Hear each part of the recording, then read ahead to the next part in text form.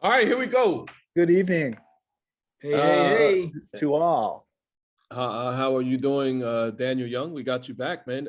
Are you ready to actually contribute here today? Well, yeah, of course I am. I contributed last week. I just got You were a Yeah. little weak last week. You actually, a I little think weak. it was one of my better performances. Maybe I just Were you start even skipping on? the first half, and then just show up and Oh yeah, you showed drop up. bombs Okay. in a Yeah, good you way. dropped him. All right. Not Brandon, in a how are you this evening? Doing great. Doing great. Good. New little different format for the week. Yes. Just change it up. Throw our change ups a little bit off Yes. speed. Yes. Are you throwing a circle change? Are we throwing a circle change? Is that what we doing here? I just Um, think that's a relevant question. we could You throw a said- circle change. You said irrelevant or a relevant question? I just don't think it's irrelevant. Like you took the analogy too far. Oh. It was playing well. We'll just we can see when we pre-record. We can cut all this nonsense out. That's what I like. about It's it. not nonsense. No, I thought it was going really well. I thought it was going really well until the circle change comment. I thought the circle change was very appropriate. He said we're throwing a change up. I want to know which kind of change up were we throwing? Swing and a miss. Exactly. That's what happens when you throw a circle change. That's what happened with your analogy. Why can't we see? All right, man, let's do it. All right, let's go. Where are we So Got here a little big Forward. sky action. Back to the big sky. the big sky. I've missed our favorite officiating group. Yes, we were very heavy Big Sky in the spring because of course, Big Sky was one of the Football. conferences that ran spring football, and Yeah. we really got to know a bunch of Big Sky officials virtually. Virtually, yeah. Yeah, and they worked some really good football in the Big Sky. So here we go. Trips. Well, actually, it's an empty formation. Empty set. Empty set. Yes, there's no receivers. And Brandon, There's 5 of them. yeah, There's I'm no sorry, backs. no Okay. backs. Yeah, I apologize. 5 receivers.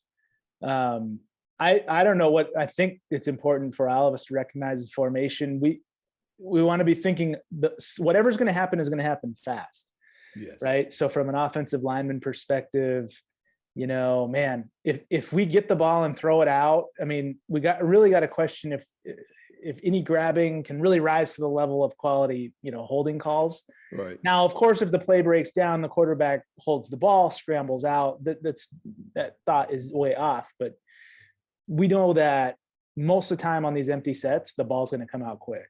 Yes. Yes.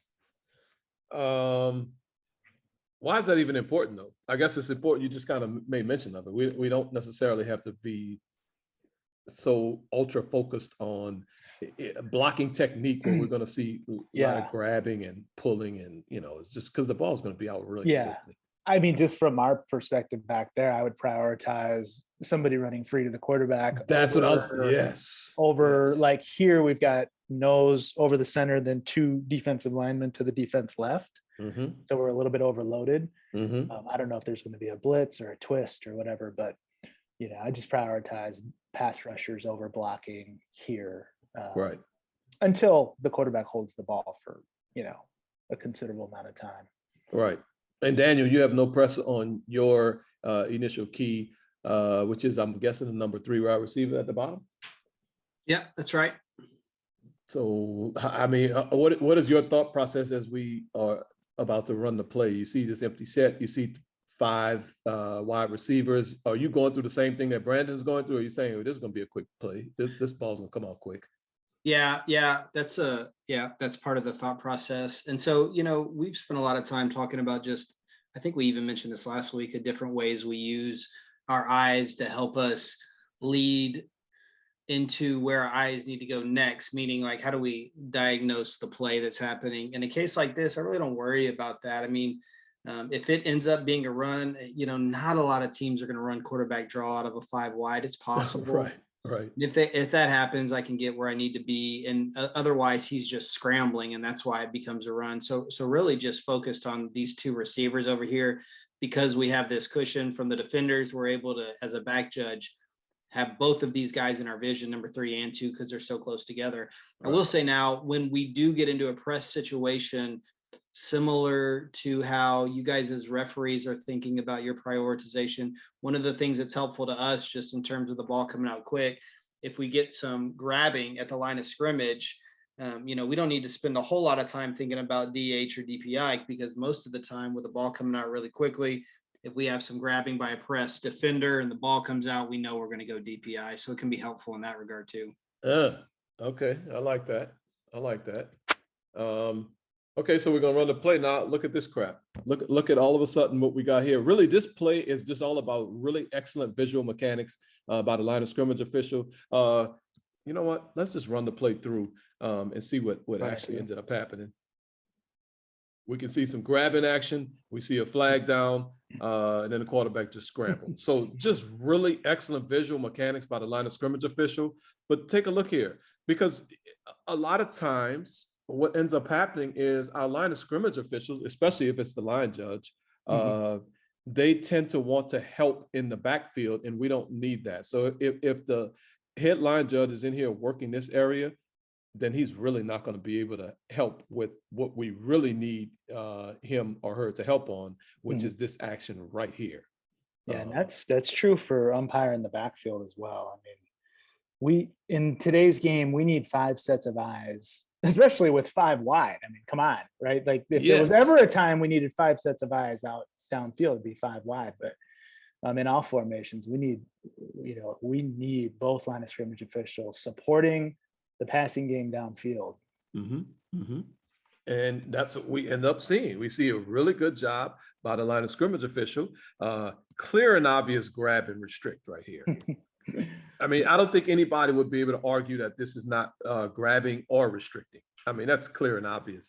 Of course, everything we talked about on 5 wide broke down, so it's like exactly there's all this content, but that's what we said. If the play breaks down, now we're getting back, because there's a pretty suspicious kind of grab and twist by the lineman. I think it's the right guard. So again, we go back to that, but that's not important here. What is important here is excellent visual mechanics by the headline judge. That's right. And then we talked about, I think last week we talked about some DH concepts, and we talked about the quarterback scrambling and still being able to pass and all that kind of stuff. Well, this is one where obviously we see the restriction here. Look back, the quarterback still has the ball, and guess where he's looking? I mean, is it too far of a stretch to say he's kind of looking in this area? No. And he would want to throw it to this dude. I mean, so this is clear, he pumps the ball too. Yeah. He pumps the football right.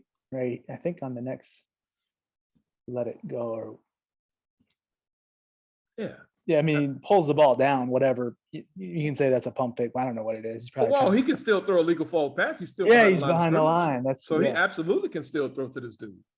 And then talk 2-step process, because the flag comes out with certain timing. Do you guys like the timing of the flag, or is it too quick, too slow? I don't think you could have a too slow flag here, by the way. But just what about the 2-step process? Do you feel like that was executed well here?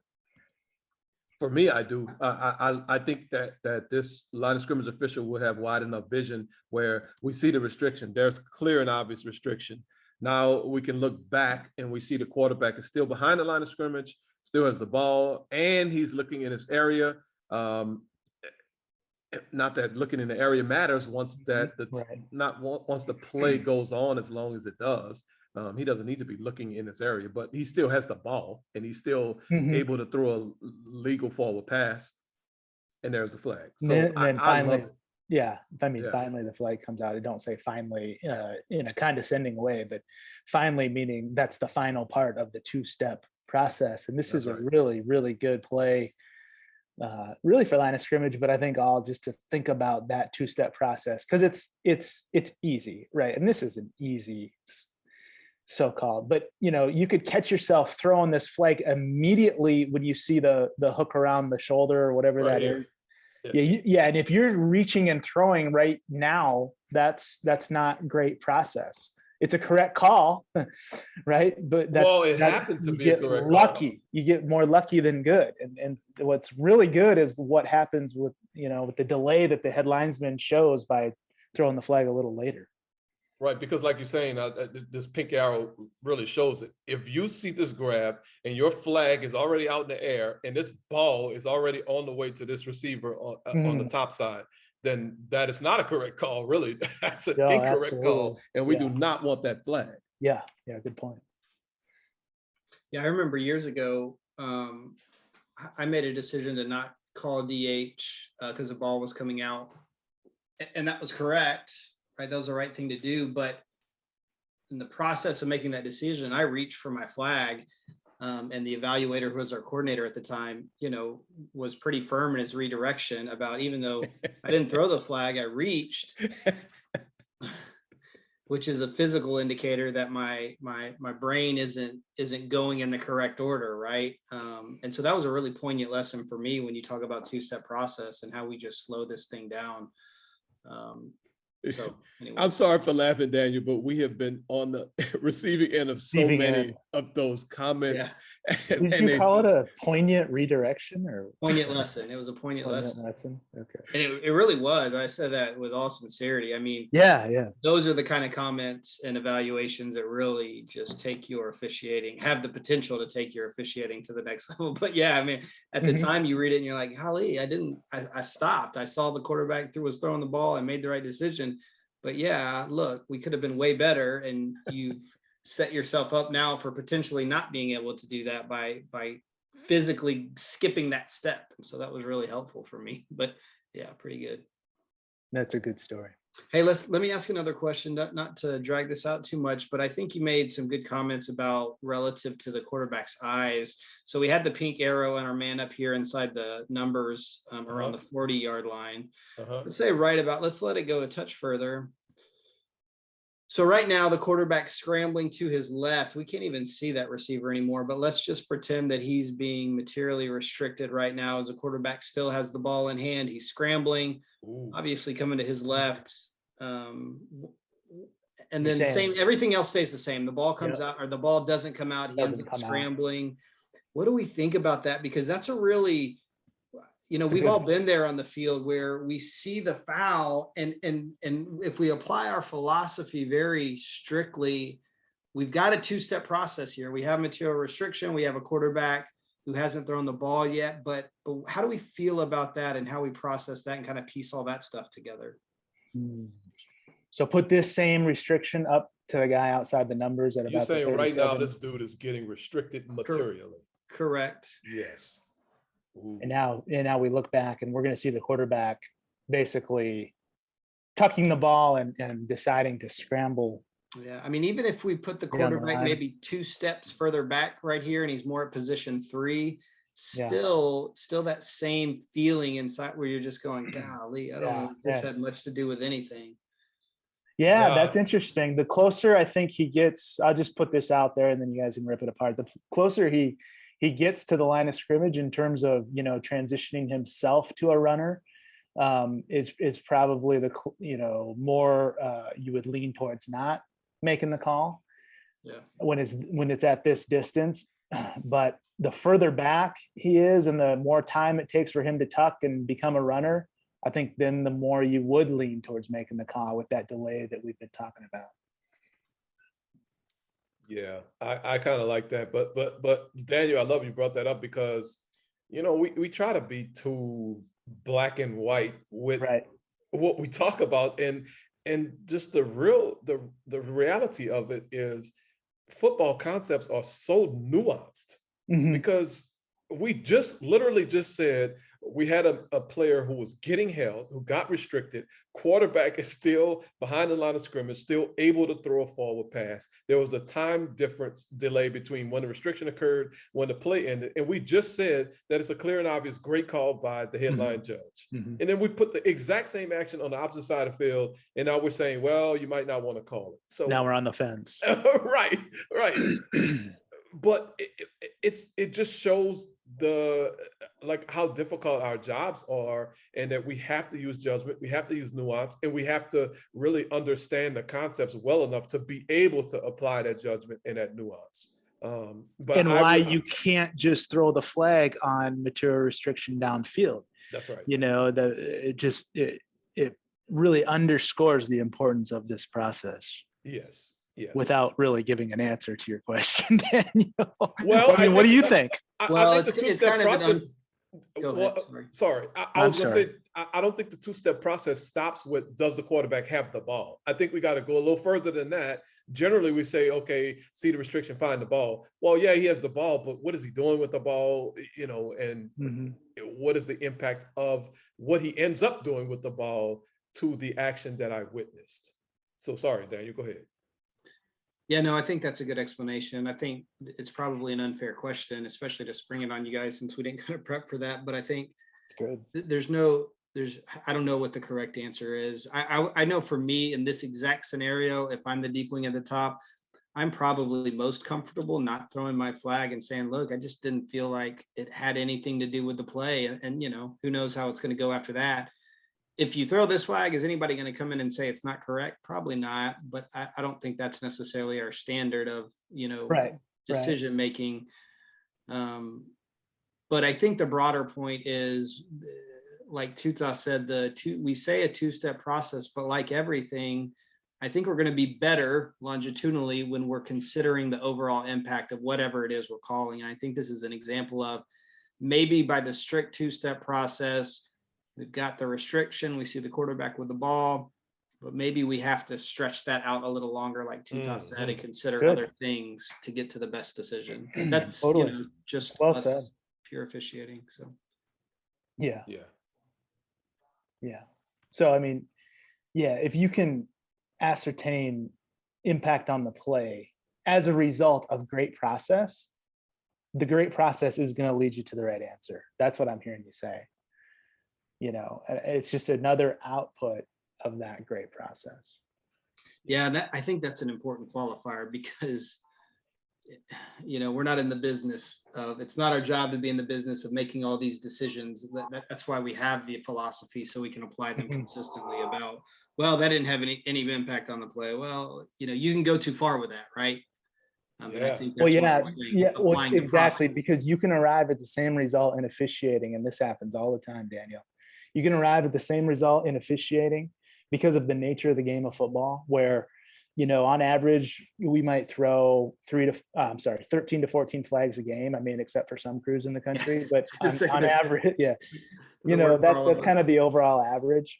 Well, that means there's a lot of plays that don't have flags, and that's good. I mean, right, that's really good. But you can arrive at correctly not calling action through a lot of different avenues, and we just want to make sure that we apply processes to those decisions so that we can repeat those same correct decisions over and over again. You know, so that's really good, because like you said, you could just, if this happens and it says, wow, you know, that's no impact. Say, well, did you see the restriction? Then did you find the ball? I don't know. No, but I just felt like it didn't really impact the play. Well, that's the wrong process, and subtly different, but it's actually a lot different. Right. Or the worst, Brandon, not big enough. It wasn't big enough. Yeah, what is that? Oh my God. I want to jump off a building every time I hear somebody say not big enough. Not big enough.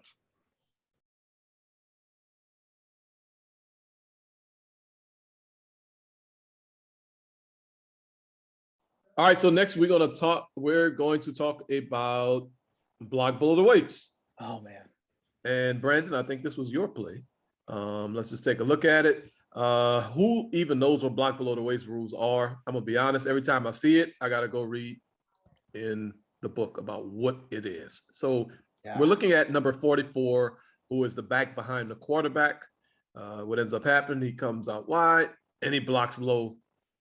This was the towards Army Air Force. This was the 7,000th low block of the day. Right.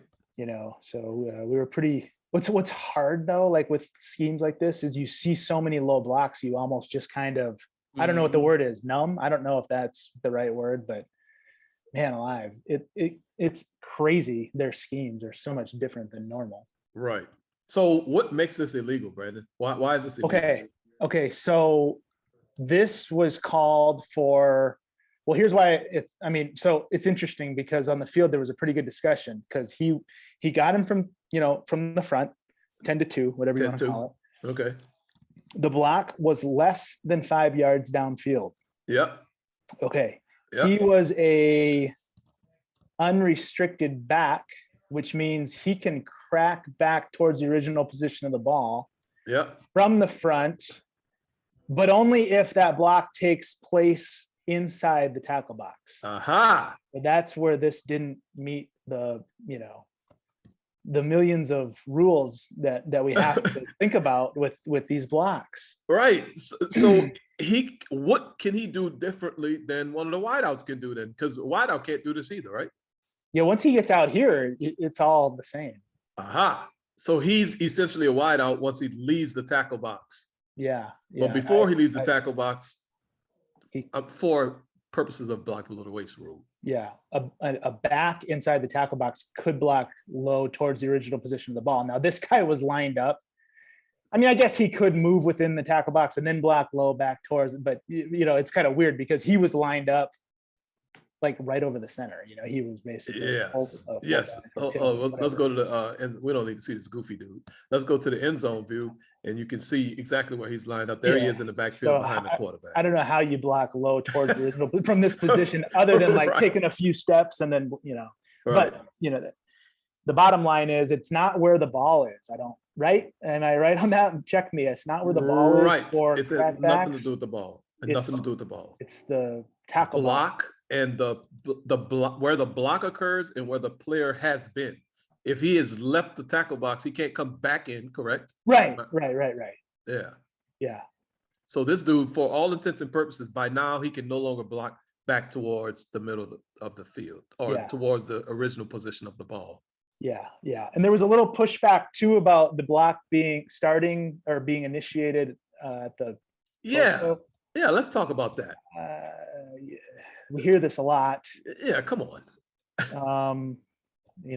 He hits the right leg of the defender right there with pretty good force. I don't know how the leg would go up over at that angle. Daniel, can you do that anatomically? I'm not sure you can. Me personally, Maybe you can, but most football players aren't going to put their leg up over their back like that. Right. On purpose. So I think there was pretty good evidence that there was force low, and we want to just make sure we're on the same page that, yes, there can be some contact that starts high, but if it's all basically kind of one motion with the force being delivered low, then that does qualify for a low block. In other words, all the contact does not have to be initiated and end up low. Yeah. And is that a myth in officiating? I don't know. I'm just sick of people saying that kind of crap. Everybody honestly. says that. And I mean, this dude, if this is not a low block, I don't know what is. The difference would be he intently initiates high and then slides down in the process of the block. Yes. I guess. I don't know how better to explain. I don't even know if we've seen an example of that, honestly. But when he ducked his head like this and started submarining, isn't that his intent to go? I would assume his intent is to go wherever his head went, which is low. Right.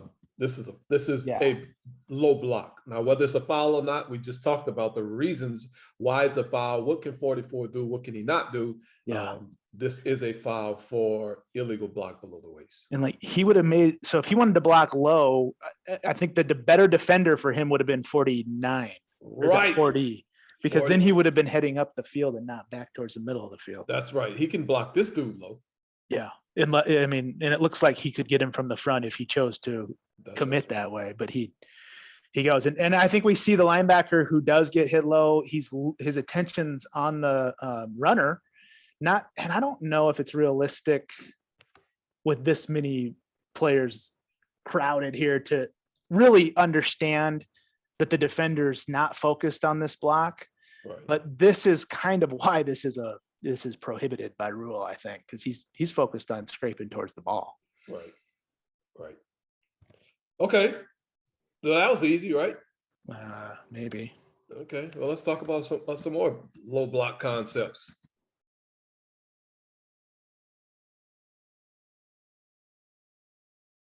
Okay. Well, let's talk about some more low block concepts.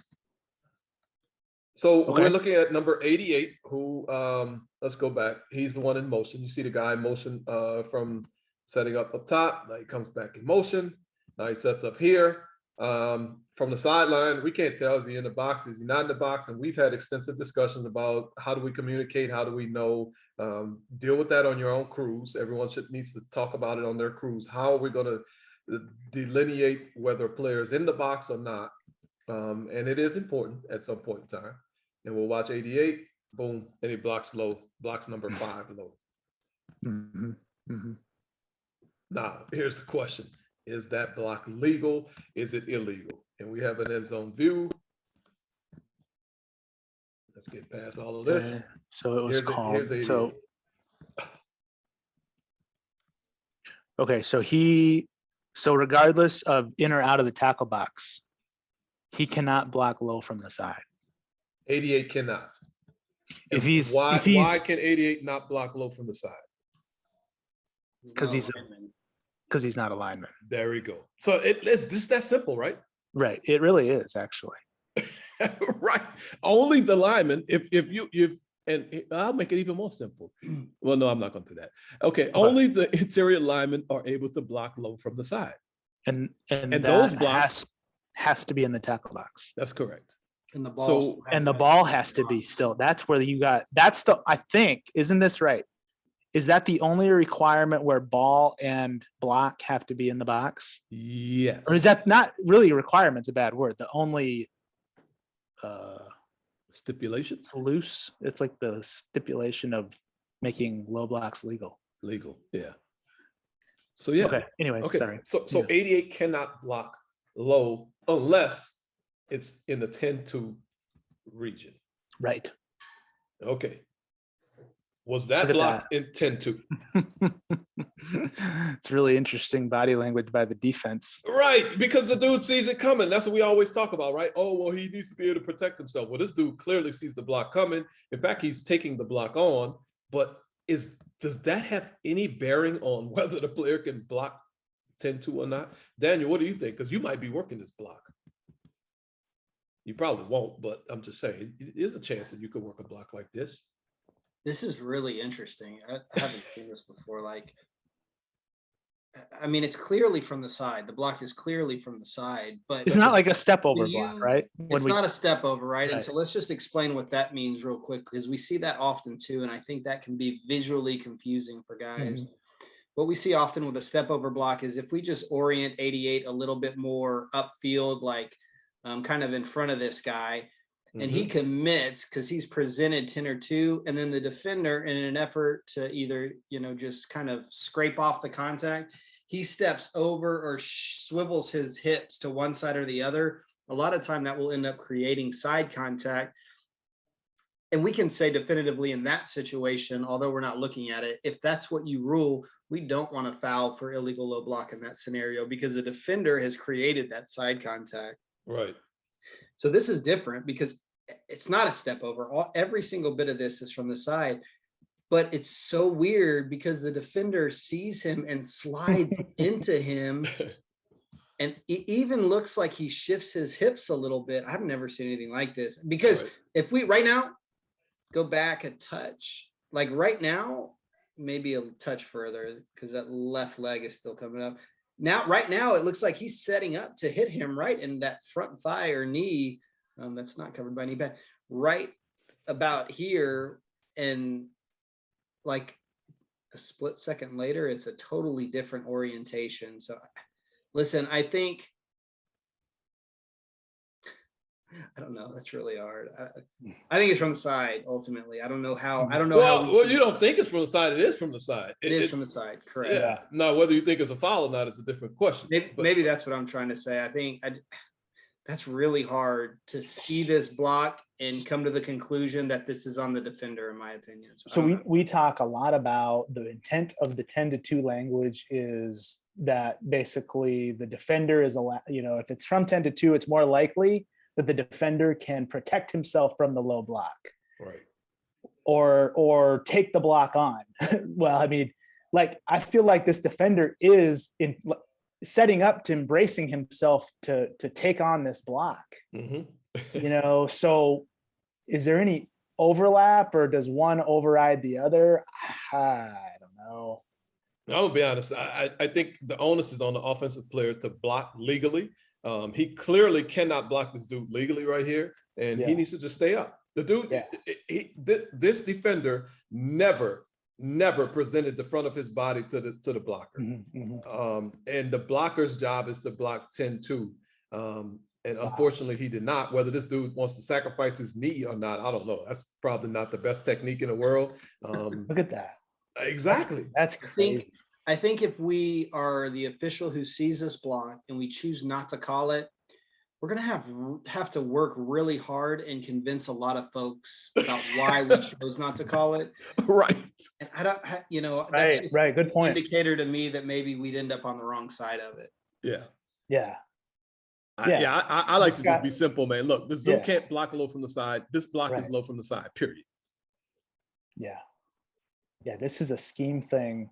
So let me ask you this real quick. And I know that he was stacked over the tackle foot to foot anyways. Is this past? Because wasn't this snapped on the hash?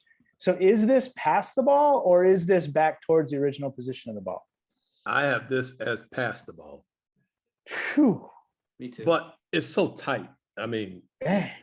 we're watching video. It's easy to That's what stop I'm it. and saying. yeah. You got a hash, you got the hashes as your landmarks. So are you telling me, so if you get, where I'm about is to the get line? trapped. I'm Where- about to get no, trapped. where's the line? Because if you get to the ball, basically this is at the ball, Yes. is what I'm saying. Yes. So how is it not back towards the original position of the ball? I don't know. I mean, does it have to be completely past the ball? It seems like the onus should be, if this is a safety foul, shouldn't it be like completely past the ball, or am I going off on that? Well, why are we talking about that anyway? Let me ask that question. Because if it's from the side, then this is and it's not past the ball, then this is an illegal crackback block, period. Although if it's from the side, I guess it doesn't matter because everything's got to be from the front. Exactly. He can't block low from the side. And he was in the box, so it doesn't matter. So the only thing would be if he was lined up outside of the tackle box, Right. and this Or was, in motion. and this was from the front or in motion. Yeah. Yeah. So I did a lot of what ifs and skipped a lot of steps and setting that up. The- But past the ball or back toward the ball is still kind of a valid concept. Yeah. Yeah, but when you think about that concept, what a crackback block is the idea behind the crackback and protecting the defender is that my attention as a defender is towards the ball, Mhm. and somebody is coming from the direction outside of my attention, which is towards the ball, so outside the ball. So when you cross the ball like this, to me, if you get to the ball, you Mhm. really met that qualification, because it's really not a crackback in nature anymore. And Yeah. just from a football concept, we can talk about whether or not that's still towards the original position, but in terms of the crackback concept, that's really out the window once you get to the ball, because all of those defenders' attention is towards the ball, the direction that you're coming. Is my You said that with so two much cents. confidence, I can buy that. Yeah, man, we used to run cracks. Well, that was under four. Not low. I mean, because a Four crackback rules. doesn't have Four to be rule low. sets. That's correct. That's true. I agree with that. But We, we always call illegal crackback. We Right. just kind of slangly refer to that as low blocks. yeah, in fact, I don't know if you remember in 2015, we had an exercise in that kind of We did. communication on the field. We Really, did. really interesting. Yeah. Okay. Okay. So So we I have think this from the side I think all three of us just said we like this as a foul for illegal block below the waist. because it's from the side, even though Because the it's from the side. defender Saw it defender coming. does everything he can, sees it coming, he takes it on, and he makes sure he gets contacted from the side, but Right. not by that step over block that Daniel explained. So, Correct. so He did let's not just step call over. this. Let's just call this what it is. Right. Agreed. Okay. Okay. Illegal low block from the side. All right. Well, good. Do you announce that? Do you announce, illegal personal foul, illegal block below the waist, offense number 88, low block from the side? Like, do you say that or no? No. Oh, No. I do.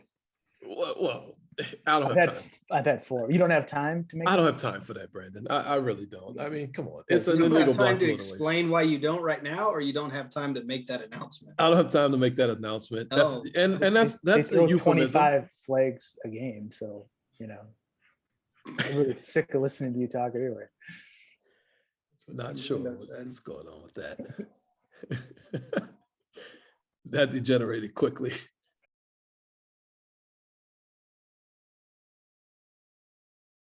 All right, here's another one. And we're going to follow the tight end who's leading. Boom, look at that. Now we have a defensive player blocking low. Why is this a foul? I don't know. It's from the front. I know. Wait, do you have it from the front? I do. Of course, it's 10-2. Exactly. Uh-oh.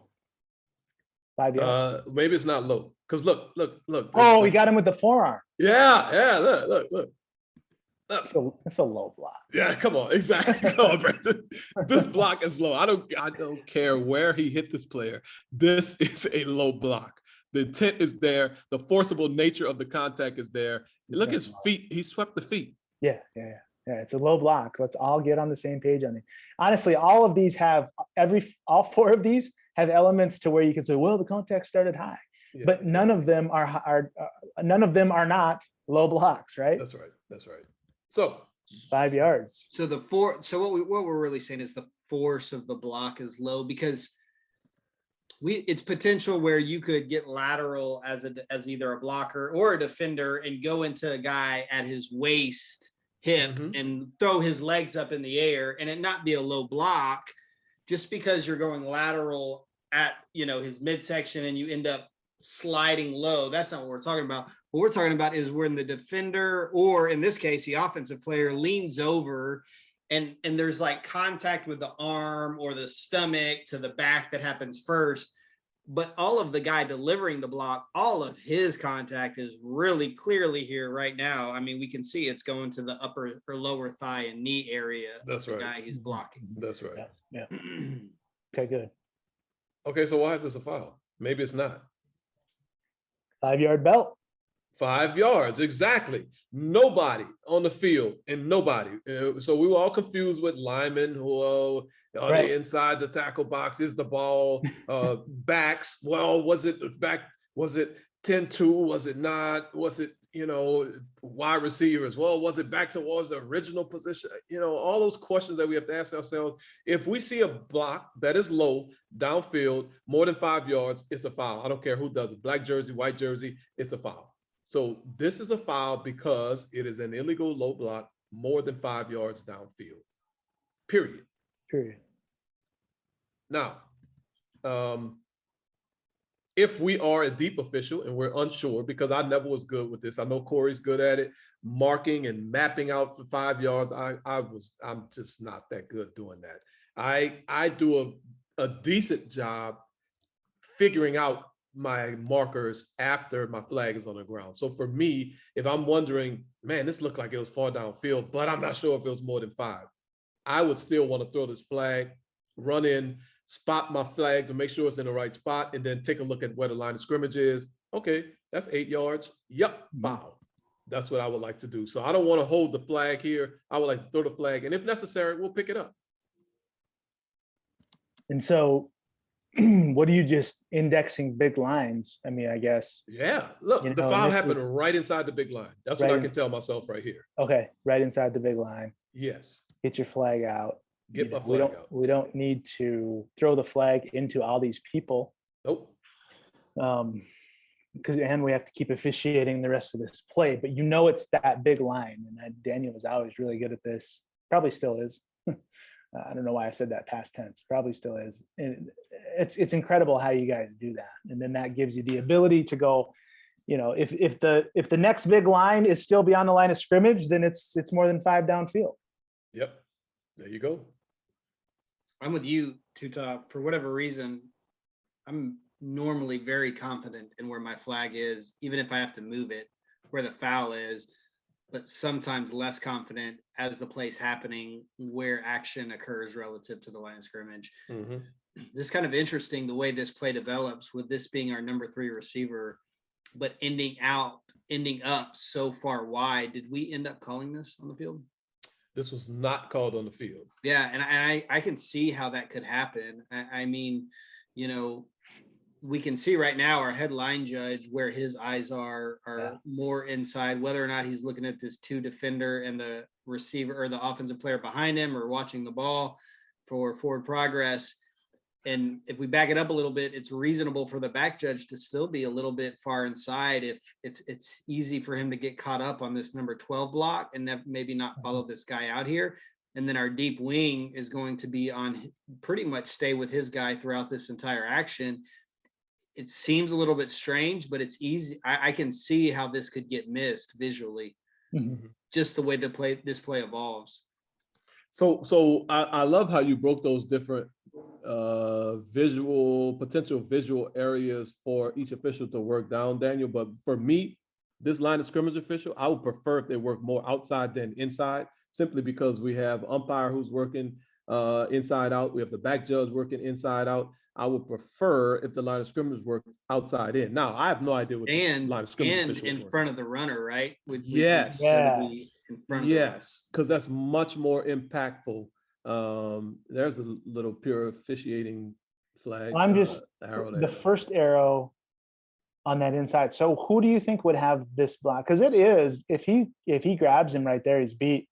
It could easily turn into holding. Who would have that block? I would hope the back judge. Yeah, I think the back Okay. judge. We're talking about the short arrow right here, right? Yeah, the short arrow inside. Okay. Run that back just a step or two, Tuta. Got to clear that. Yeah. Yeah, because see that right now, that really is a threat. And I hope that we're able to look at this and say, we don't want to be looking right here, you know? No, right. We need to be probably here, and then, we probably need to be here and then transitioning, and that'll just put us in good position to perhaps even out of our peripherals see this. And, we don't need a whole, I don't know. I mean, when the players go low, it's pretty easy to sense if you're looking in the right place. Yes. So I happened to call one this year, Brandon. In fact, 2 weeks ago, I called a low block on a defender downfield. Wow. From the referee position. From the referee position, that's correct. The quarterback was scrambling, and he was running out of bounds. And almost exactly like this, a defender came in and just cleaned up the low blocker. It just blocked him low. The lead blocker? The lead blocker, I'm sorry. Yeah. The lead blocker. He just went low on the lead blocker. So I was able to see it. Of course, the first thing I thought about was, dang, that was kind of far downfield. So I grabbed my flag and I kind of threw it to where the spot was, because I'm so fast and I was really trailing anyway. I was right there on the spot. I was able to drop my flag, and then I turned and I did exactly what I made mention of earlier. I turned and I counted how many yards was I from the line of scrimmage, and I would have just picked the flag up if I was wrong. If it was 5, because as a referee, we're behind the play. I have no idea what 5 yards is, but I just know it felt really far downfield. So I think that's just excellent. I think you get the flag out. Absolutely, get the flag out because you saw the low contact. Yeah, and then you have to index the location. You don't get the flag out because it might have been. Is that a low block or not? No. The contact was low. That's right. So that's why we're saying get the flag out, go index the location back to the line of scrimmage. And we should be able to get those right. Yep, absolutely. It's interesting you said the back. That's why I love talking this stuff, Daniel, because in my brain I was saying this is easy for the back judge. Why wouldn't the back judge see this? But you just kind of showed me why it may not be easy for the back. So really, I didn't even notice this. Go back. This is really quads, isn't it? Mm-hmm. They kill the tight end is dead. So watching watching both those guys, I mean, I would, because right now that guy that potentially was our key is running free, and 11 and 12 are both threats. Umpire is probably going to be on 50. So as a back judge, I don't know which one I'd end up on, 11 or 12, but I probably Headlinesman's got to be on 12. So the only, as a back judge, and this would be really, really high quality officiating. If I start on 11 and I'm able to get off now, obviously I'm going to get off, but am I going to find this guy back out here? And it's possible. It's possible. No, which it's would be really cool. But why? I mean, it's a running play. Why wouldn't you just go to the next inside out threat? Well, because I may feel like this threat has already disseminated. I don't know. Just keep I don't going. know. He's got to be the guy, right? I mean, what about this? Can the deep wing see through his guy and maybe Yes, that's see what I this? really want to see too. If I'm a deep like wing, I'm gonna challenge myself. These dudes are just standing there. Look at them. They're a stalemate. They're good, perfect position right here. There's nothing about to happen right there. Come on, man. Have some soft eyes and challenge yourself to look through what you're looking at to see this low block. Because we got to call this. Yeah. This is 8 yards downfield. Oh yeah, that's a foul for sure. So yeah. Okay. That's a good play.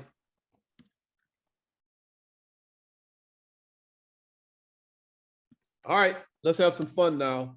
So VSG members, you know, we like to have interaction. We're gonna ask a question and you can pause the video and think about the answer to the question, come up with your answer, and then, you know, start the video back up. Watch the play first, obviously. First of all, weird formation. Tight end is covered up. Another tight end is lined up as a wing back right next to him. So, I mean, obviously we could get confused if one of these dudes goes out. If this turns into a pass play, one goes out, one stays in. You know, did you catch the right one to stay in? Did you catch the wrong one? What if they both have on 8? One has on 88, one has on 89, and they look similar to each other? Are you really going to know? So, you know, this is a weird formation, and we talked about formations, I think, last week. Really need to be cognizant of where these players are, what they're able to do, what they're not able to do, and how that impacts whatever play we end up being presented with. Yeah, and technically, you know, just by the way the rule is written, this wing back or H back, whatever you want to call him, he's breaking the plane of a lineman. That's right. But not breaking the plane of the snapper. And right. so technically it's not an illegal formation, right? But No, he's technically ineligible because line. he's not declared himself as a back. That's right.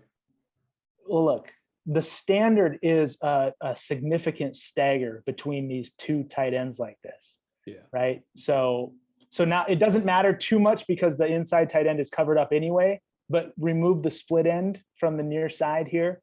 We would not expect, we would expect both of the tight ends to be ruled as eligible. And that's just the standard of how we work this formation. Right. Yeah, but it can be difficult. So we just need to make sure we're aware of each player, what they can do, what they cannot do. Okay, so let's run the play. Both do stay in the block anyway, so it doesn't matter. Here's the question we're asking. Does number 8 have to survive the ground? And we'll see a couple of other views. And that's the question you need to ask yourself at home. Does number 8 need to survive the ground? All right, so pause your video, think about it, and then we'll start talking about it. Mr. Daniel Young, you are our foremost catch expert. I'm just a guy. Well, you can say that again. Play the Jeopardy music. Although that's probably copywritten or something, so we probably can't. But no, we'll get our video flagged. We'll get flagged. That's happened before. Multiple times. So okay, so does he have to survive the ground? Does he have to survive the ground? So what are we asking? For the catch. Yeah, what's the process of the catch? Firm control, right? Body part, right? Looks like that. Yeah. Yeah. There's body part. You can see the right toe is on the ground. We got firm control. Now, what's the last element that we need to really evaluate? Anybody? Time. Element of time. Okay. Time or what? Just time? Is it only time? I don't understand the question. Is the last element time to perform an act common to the game? Yeah. Correct. Or what about if I actually perform an act common to the game? Does time go out the window or is time still relevant? No, time is always relevant. Always relevant. So you're telling me if I perform an act common to the game, then I still, okay, well, you just lead us through this, Daniel. Here we go. Well, okay, let me backtrack a little bit. I'm just thinking about our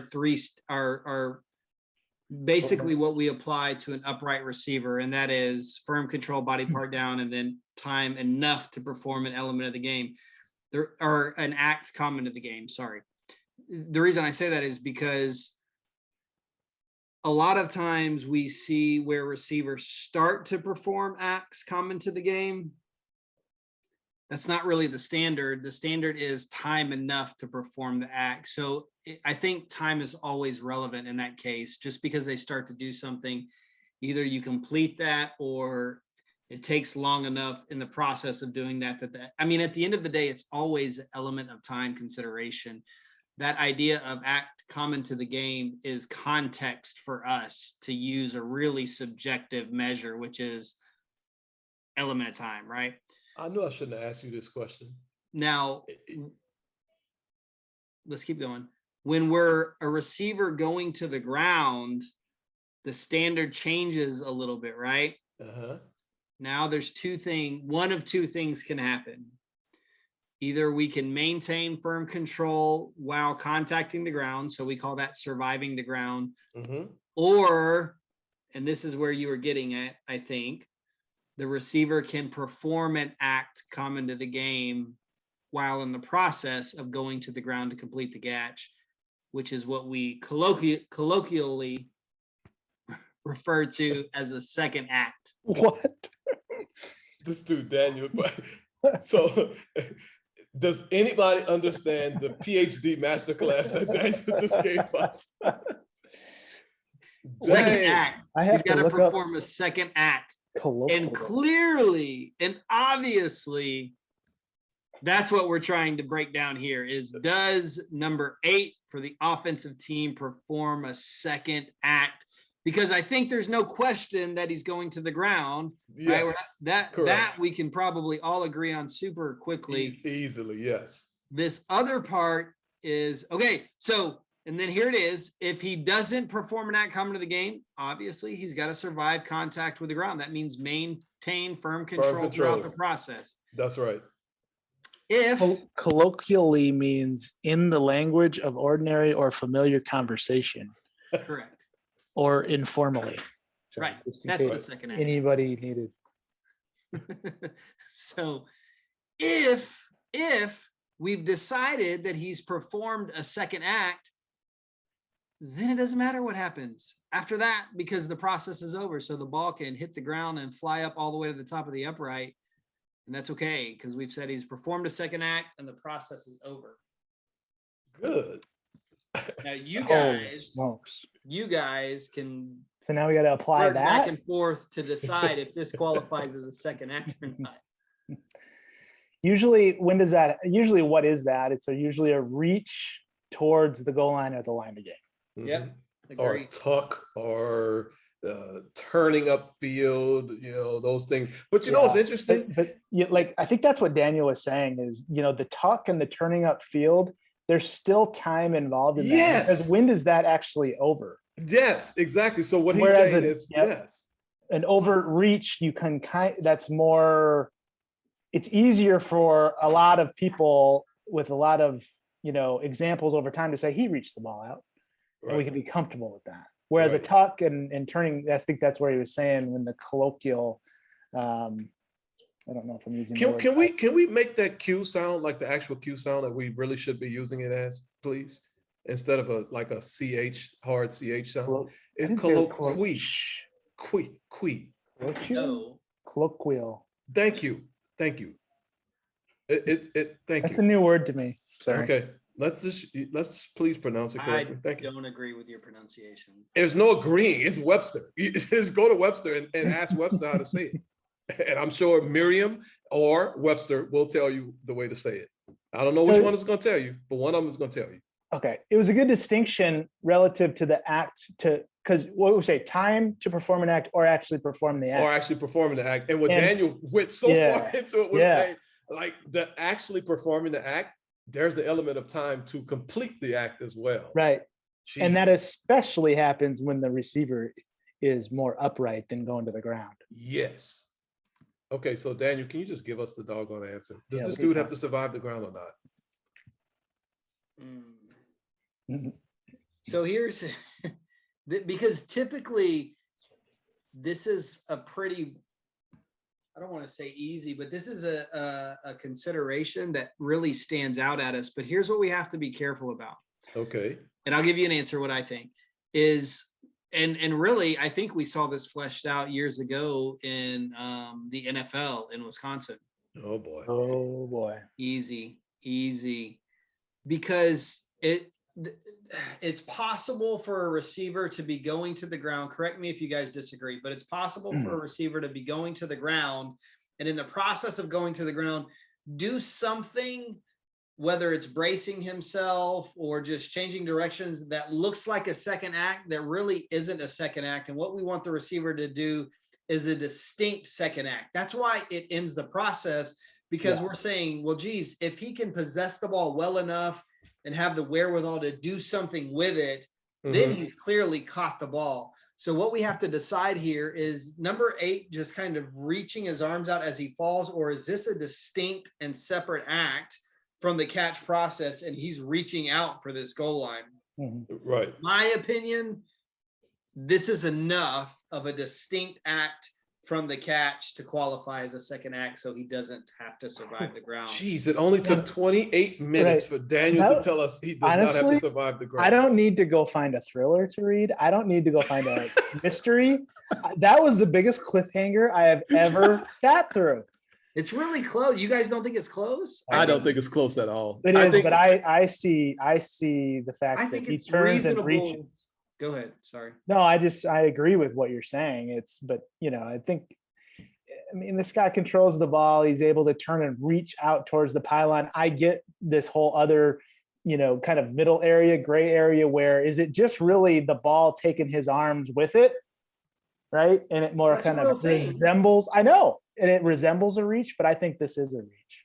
I think if he was diving with outstretched arms, then we could have that argument. But to me, this ball, he's cradling the ball right now. And what receiver wants to cradle the ball and then put the ball all the way out away from his body while going to the ground? What receiver does that? Not one in the world.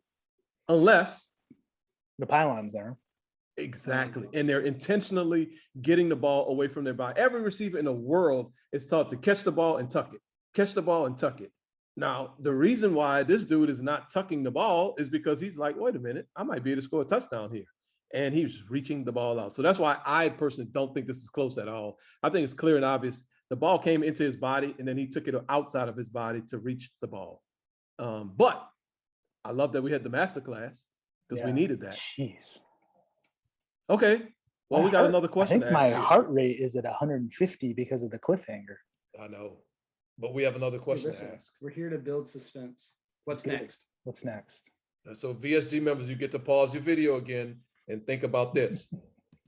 Daniel, you just told us that this dude does not have to survive the ground, right?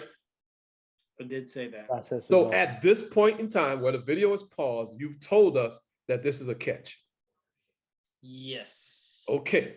Now, what we're asking the VSG members is, we don't have a video up, we don't have clear angle right up the line, but what we're saying is, for the sake of this discussion, this ball is breaking the plane of goal line extended, and his right toe is still on the ground. Is this a touchdown or not?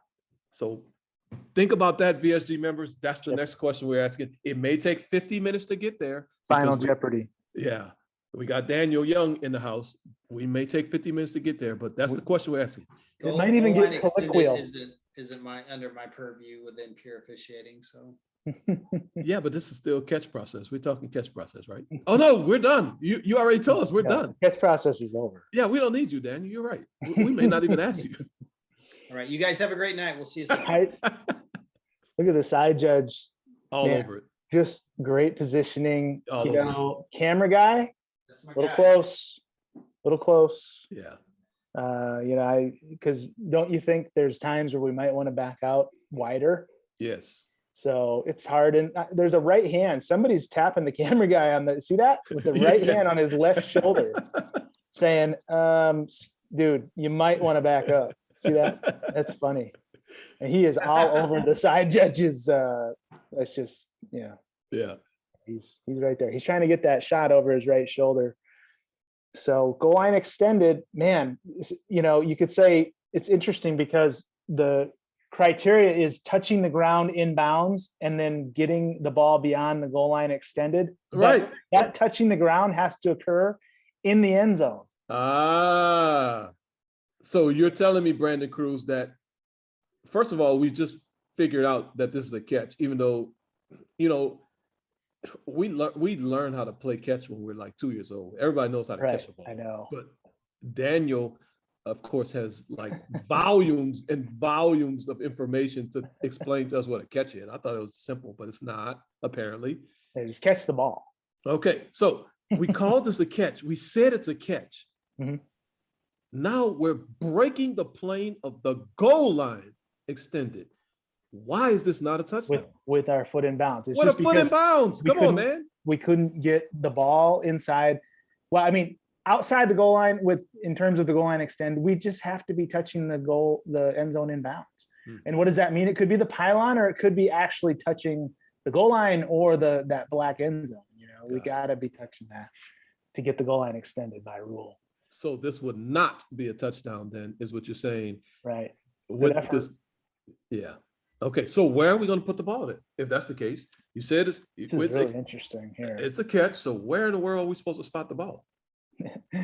What happens here is, unless this becomes a touchdown or a fumble, Right. there's a spot hanging at the point where the football intersects the sideline.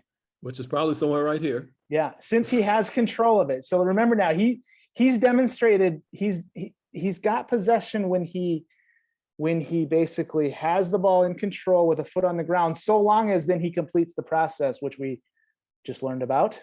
Yeah. Okay. And so all of that possession reverts back to a hanging spot where the ball breaks the plane of the sideline. That's right. But the ball's not dead. So what's interesting to me is the spot is hanging. Yeah. Hanging is slang or colloquial. I don't know. Whatever. The spot is hanging at what appears to be about the 1 yard line, and the ball's still alive until it actually becomes dead by rule. But then if it's not a touchdown, the spot goes back to where the ball broke the plane of the sideline. That's right. Golly, how can it be this complicated? I know. But I mean, great job. I think the side judge did a Look really at the great side job. judge own and nail this play. Yeah. How many times here do we see deep wings, who we love, always looking back for help? Yeah. Stop pointing and looking at the short wing or help me out here. No, this dude. he Side took judge it says, Headlinesman, love you, but I don't need you on this play. at all. This is a great job. Yep. And he puts it at the 1. Wow. That is good officiating. Did the ball come out, by the way? The ball did not come out. But it may have hit the ground. Yeah, but it did go. It did hit the ground and went to review and blah blah Yeah. blah blah blah blah blah blah. Yeah. Whatever. Yeah. Good stuff. All right, one more play. Here's the thing. So when you watch this in full speed, I'm just telling you, Tuta, you can No, I say know. whatever you want about I how know. obvious this is. That does not look like a clear and obvious. Like typically you see elbows locked and we're reaching. I can absolutely see us on the field not like this not clicking as a distinct second act. Well, You I'm can gonna say tell whatever you want, buddy. No, I know. I'm being a video official, but guess what? Yeah. This Being the a Zoom same official. processes that we go through with targeting. And if we watch that and really break it down and think about it, and we see it over and over and over, then we can really get better on the field when we see this exact same thing again. So I'm trying to That's trick great. myself into getting better, recognizing that tiny bit of detail where, wait a minute, the ball was cradled and now the ball's away from his body. Nobody's going to do that on purpose. So if Almirath great ruled point. this incomplete and Jack reverses to catch, are you going to explain the reach in your replay Yes. reversal announcement? Yes. Me too. Yes. I I have love to. that. Absolutely. You have Because you can't, you got to tell them why. Especially if the ball's laying on the ground, for crying out loud. Yes. Yeah. There's no way you can get around it. Right. But a lot of referees wouldn't. After review, the receiver gained firm control of the pass, reached the ball towards the goal line, which by rule created a Good complete. Lord. Shit. While on his way to the ground. Nah, no, I'm not getting into that part. Nope.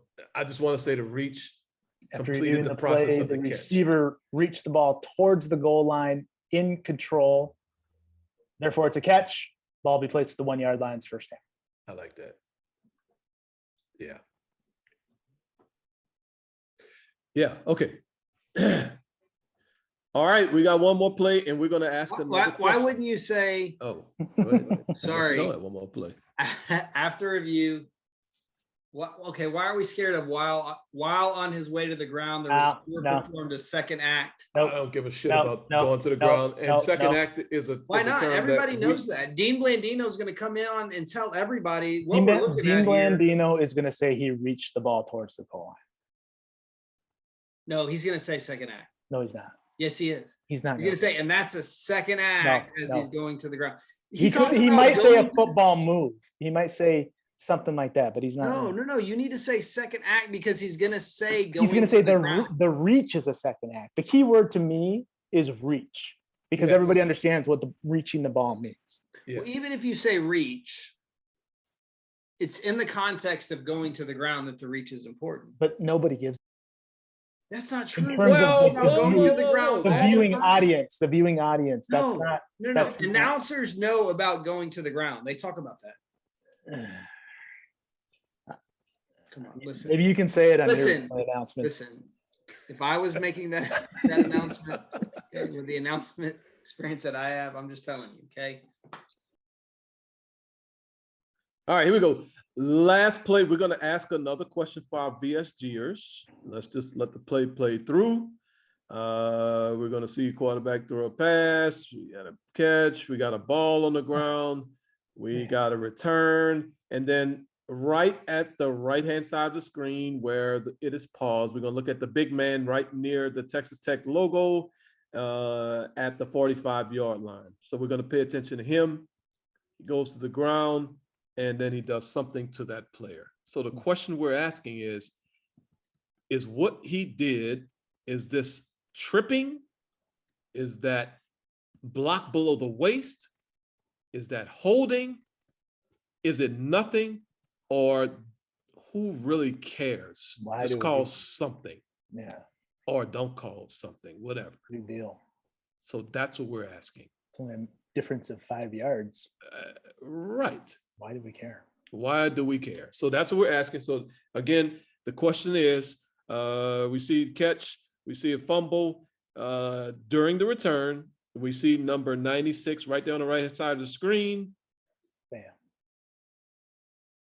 So what do we have there? So pause the video, think about it, come up with your answer, and then come back to us and we will answer it for you.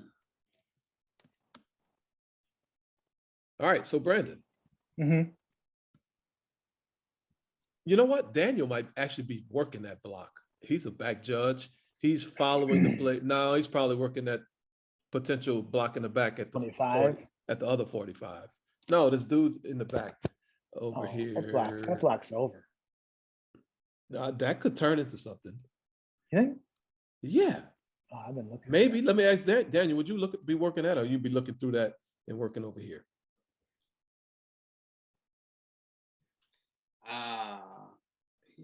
Would I be Look looking it at the up. block on the minus or the minus 45? Way up Yeah. here, the first one we circled? Yeah, No. so that's done. I don't know if it's done or not, but one of the things as a back judge with the action coming towards you, you always work to be in front of the ball carrier.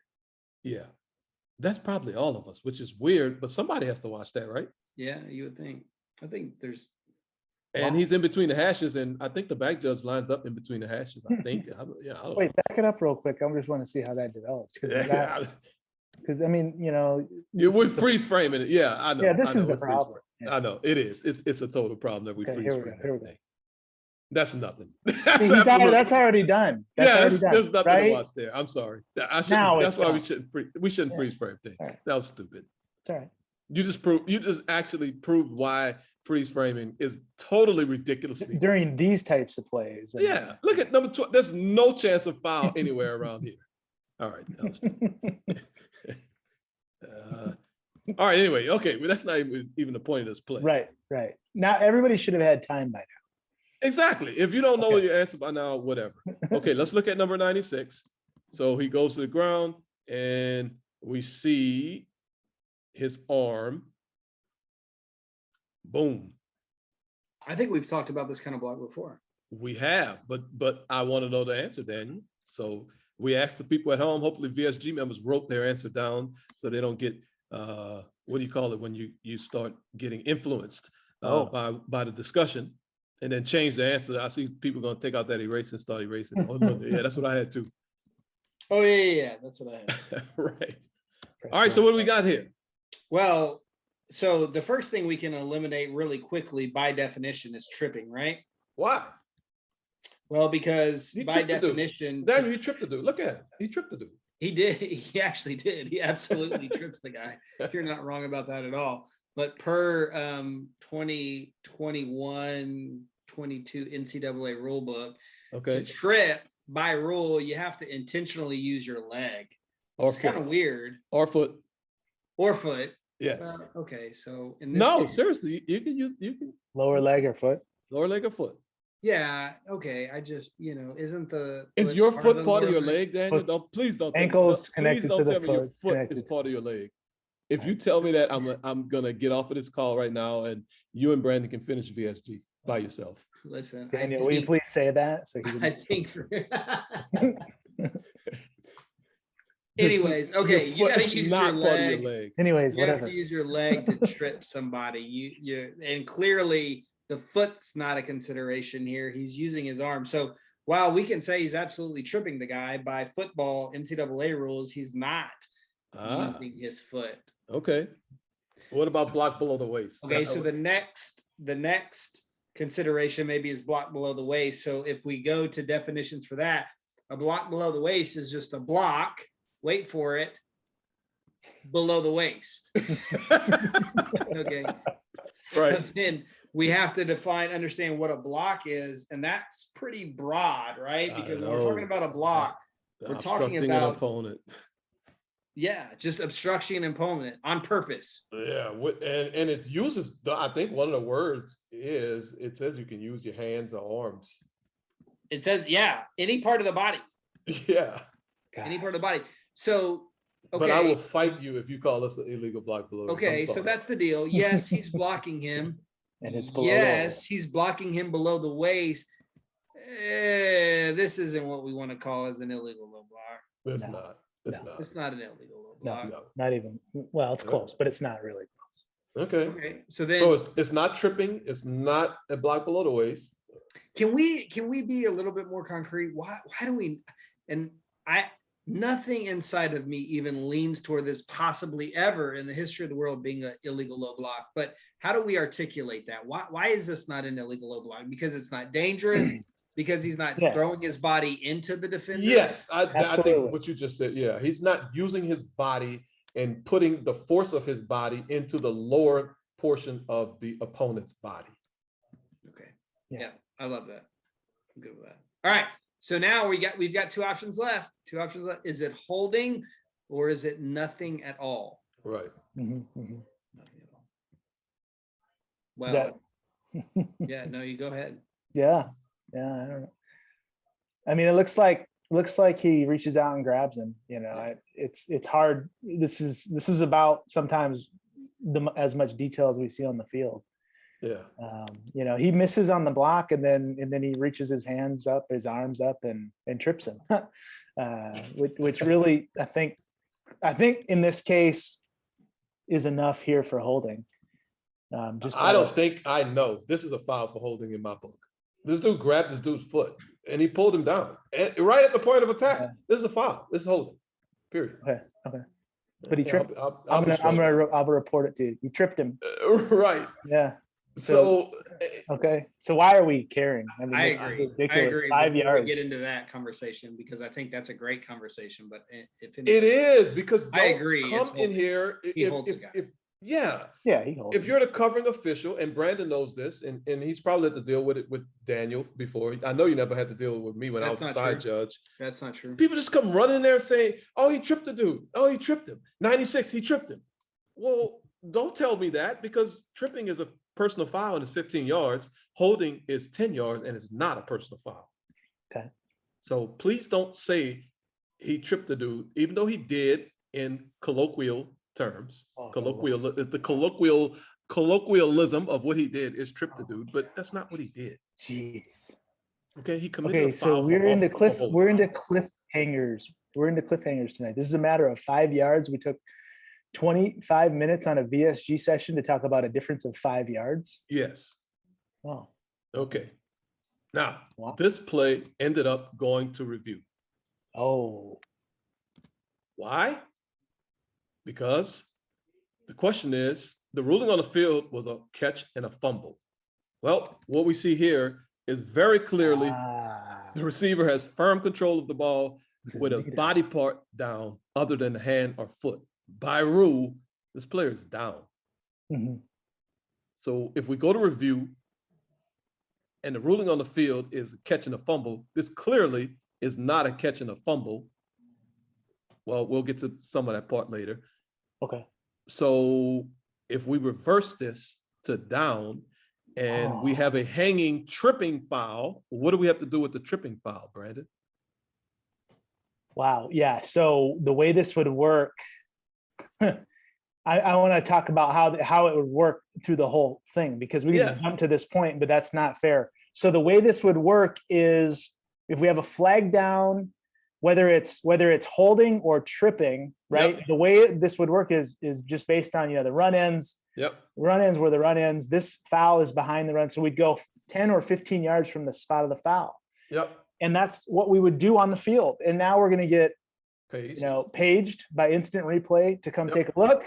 We're Yep. going to overturn to receiver down prior to losing the football. Yep. If we call the 10-yard penalty, everything that all goes away. That That's foul goes away. If we call the 15-yard penalty, that penalty is enforced from the new dead ball spot. That's right. And by the way, that's on the defense, the original defense. So we're going to move the Yes. ball 15 yards in favor of the team in white, which would really rub salt in the wound of the team in red. They thought they had the ball. Not only are you not getting the ball, but we called tripping. And now we're going to move the ball 15 yards in favor of the team in white. If we That call would it be a travesty. right, if we call holding, that all goes away, and the team in white just gets the ball where it was at when the runner's knee was down out of replay. So it's a really, really important that we are very accurate in the way we report, in Right. the way we communicate, in the questions referees we ask when necessary. Man, if somebody comes up and says the guy tripped him, I think I want to get a little more detail than that. And this Yes. place shows why. Yes. Whew. Okay, well, we're not done yet. How is that ruling- possible? How is that possible? Ruling on the field is a catch and fumble. We have a foremost expert. I keep saying that. I'm trying to make Daniel feel good about I don't know. After that last one. it. So Daniel, we talked about firm control body part, and then we talked about time. Yeah, there's not a lot of time there. I know. How much time do we see here between? Oh my God, that ball Oh, really wow. seems to be out pretty quickly. Was there What you got, a Daniel? question in there? Oh, okay, there it is. Yeah. So if we use super slow-mo, which we know, as we've talked about plenty of times before, the instant replay official should not use super slow-mo when working on catch fumble. Especially evaluating the time element, That's if correct. that is relevant to their, decision-making process. Well, let's go back. Let's go back. Okay. Okay, so we have, I think we can pretty clearly see firm control here. The video is a little blurry, but that's okay. Yeah. Firm control, there's your body part. Okay, now we talk about time to perform an AdCom in the game or performing the AdCom to the game. Is this dude reaching the ball? Remember, we looked last play at somebody reaching the ball. And it's funny how we have these same plays with similar Similar action. concepts. Yeah. Is this dude reaching the ball? No, No, Okay. not at all. Y'all were pretty firm on that. Jeez. Why is he not reaching the ball? Daniel, I don't know what you see. I don't see anything for him to be reaching for. Uh-huh. So why would he be reaching for the 48-yard line? Like, what would be the purpose of doing that? Well, maybe him or someone who is close to him has been on a pure officiating call in the past, and he knows that if he reaches, never mind. Ends the rest of the catch. That's highly unlikely, but not absurd. But it is actually absurd. What else you got? But versus, I mean, without even asking about why would he be doing something that he didn't do that we don't think he did. I mean, he just got hit and he's falling forward. This is his motion of There's falling no to the extension of the arms. He's No. just rolling over. ground. That's Okay. right. So he did not perform in that comment to the game in your estimation, Mr. Daniel Young, is what Yeah. you're saying. Okay. Correct. So he has firm control. He has a body part. He did not perform in that comment to game. Now, my next question is, did he have time to perform in that comment to the game before the ball came loose?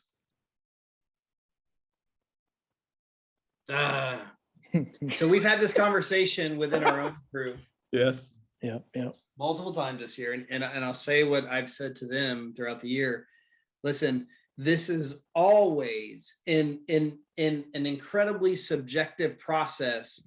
This is always going to be the most subjective consideration that we have to make. I mean, it's just really, really, really up to the individual making this decision and what their context is. This one is really, really tight. Does it do anything to your decision making when you see number 6 strip the ball? Yeah. Or does he just knock the ball out? I mean, if he has to strip the ball, it makes me lean towards the fact that he did, really demonstrate full possession. But if he just knocks the ball out, then it almost makes me lean towards thinking that he didn't. Does that make sense? No, absolutely. I 100% agree with that. Yeah. Can you see that? I didn't process a strip though. To be totally honest. Yeah. Exactly. You said that. I haven't processed a strip. Well, you'll see it right here in super slow-mo. But that's in slow motion. Of course it is. But And somebody might be saying, who cares? He stripped the ball out after his knees down. Guys, Right. that doesn't matter. Oh, wow. You are good at this. he I tell you what. Yeah, I think that's relevant. I think it's relevant. I really do. Because he doesn't, so, and we're talking about like, what is the measurement, guys? This is your area more than me. What is the measurement in terms of seconds we're talking about? Yeah. Because it's so small. But the difference from the ball popping out when 6 makes contact versus the difference between him making contact and then ripping the ball out, as small and finite as that measurement is, Oh, it's huge. that can be a huge deal for element of time when we're talking about catch, no catch. Yes. The difference of those actions presents a huge magnitude or impact to this whole catch process. Oh, Doesn't yeah, it? for Yeah. sure. For Well, sure. So what we're saying, here's the problem though. I mean, can you really see that? Like, look at this. Look at this. I don't know. Does that even look like a strip? Do you see any stripping? not from this angle. I don't know Nothing if maybe there. the deep wing or back judge Oh, it's- potentially could see it. Even in live speed, you can't see stripping action. We'll see it from the side. In the line feed. Oh my God. Who can see stripping action? It's not overt. That doesn't look like an overt strip. No, to it me. doesn't. It doesn't, not from this angle. No. And so, then we say, look, how you get it, so what's our default? Because Time. I think we just gotta go back to it's time. got to Like, go back to time. And how then long- really, Daniel, doesn't it become a receiver going to the ground? Because we're absent any of that Yes. other stuff. Yep. It becomes a receiver going to the ground. Absolutely. And then so with all those, everything stacking together here, you say, well, he really didn't survive the ground, and then defense contacts him on the way to the ground. That's all okay in terms of they can knock the ball loose, and that's a contributing factor to not surviving the ground. Gosh darn it. This is Yeah. tough. Yes, but it's then really it can get hard. tricky because a receiver who has contacted the ground and then the ball is ripped, just like we see. Well, now he has survived the ground, and it is the Right. rip that's Right. taking away Totally possession. agree. If it takes a rip of the ball rather than a knock of the ball, or whatever you want to say, just contact and the ball flies out, that's totally different. Yeah, but if you do that before he survives the ground, then he hasn't survive the ground.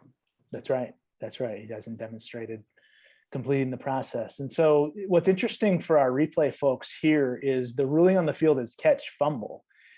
So you have to prove your job is to prove with indisputable video evidence that basically the time element judgment here is wrong, because you can prove firm control, you can prove body part. Yeah. Can you really prove that this, if the ruling on the field is catch fumble, can you really prove that the time element is not present to complete the process? And the answer to that is clearly no.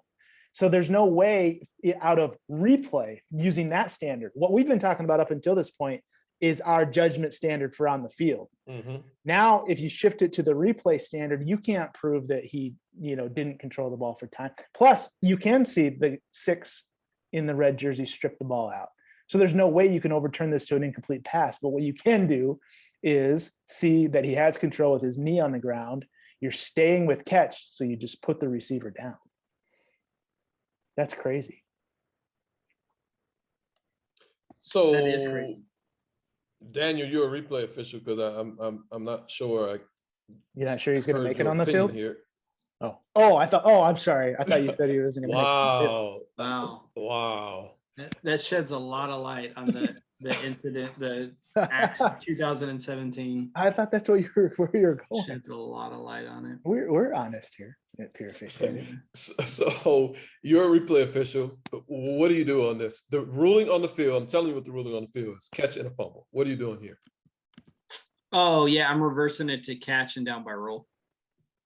I don't think I can make the stretch to call it an incomplete pass. Got you. Okay. So you like what Brandon is saying, that we're going to stand on a catch.